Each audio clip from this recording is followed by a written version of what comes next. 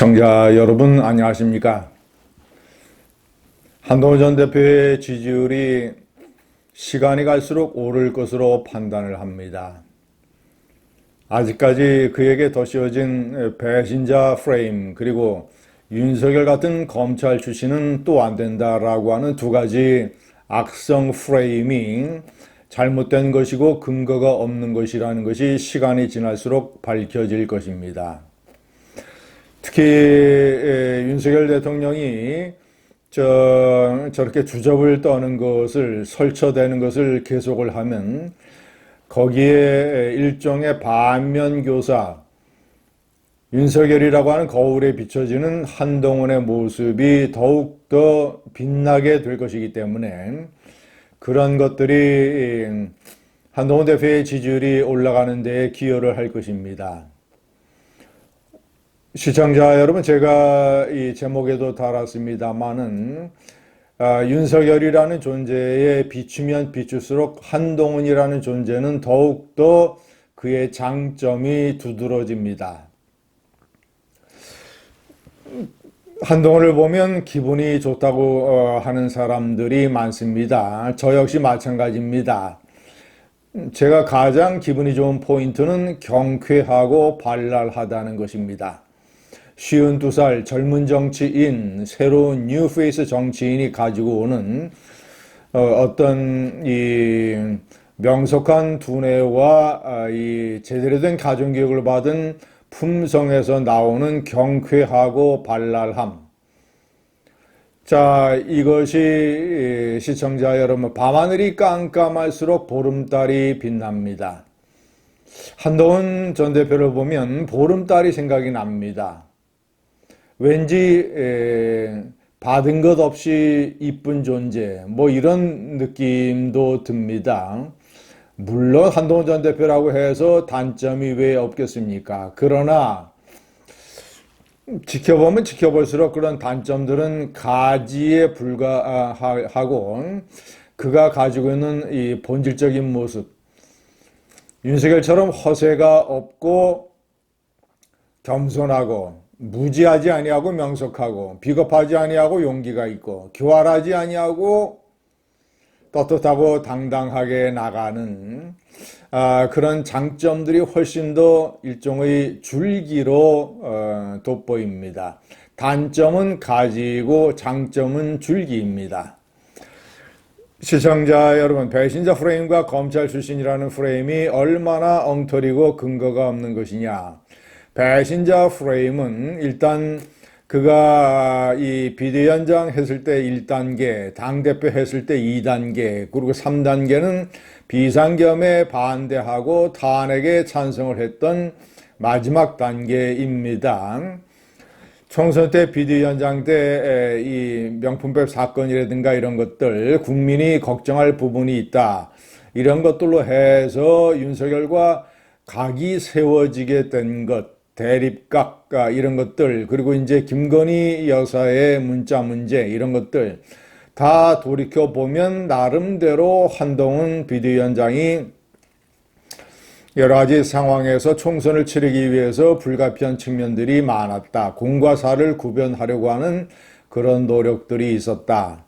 당대표 때도 마찬가지입니다. 물론 이제 총선 때 예를 들면 황상무 사건, 이종섭 사건, 기타 등등 불가피하고 또 총선에 이기기 위해서 비대위원장으로서 윤석열을 설득하려고 하는 노력을 했는데 그것이 잘 안 되니까 할 수 없이 대외적으로 대립각을 세울 수밖에 없었다라는 점, 당대표 때도 마찬가지입니다.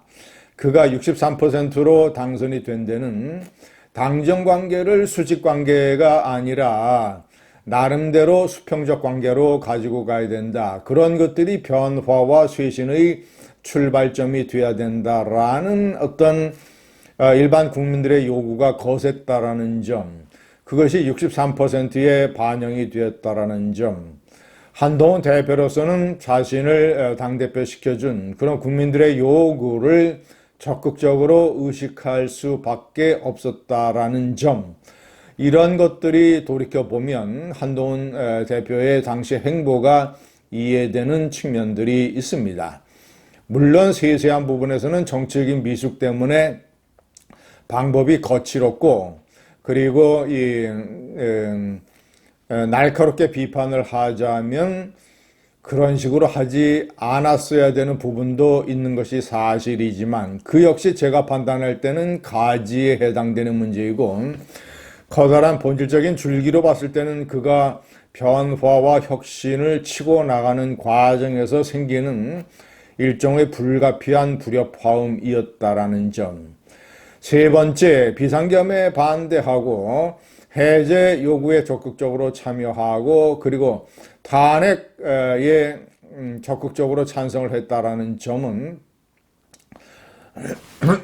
무엇보다도 헌재가 윤석열에 대한 파면 결정문에서 명백하게 한동훈이 옳았다라는 점을 증명을 했습니다.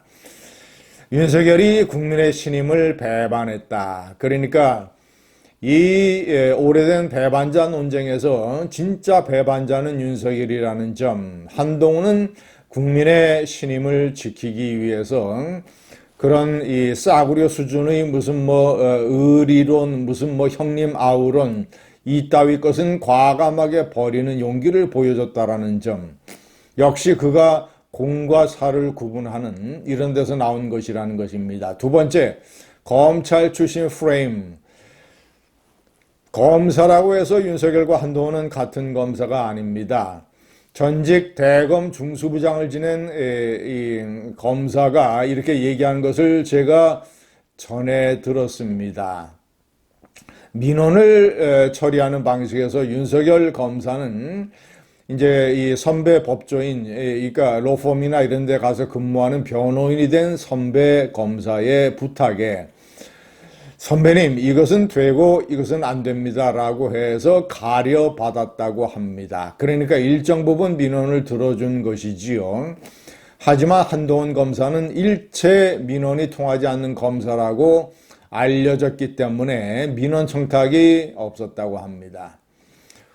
시청자 여러분, 강릉 비행장에서 한동훈은 3년 동안 공군 장교로 근무를 했습니다. 군대를 갔다 오지 않은 윤석열과 아주 대조되는 경력이죠.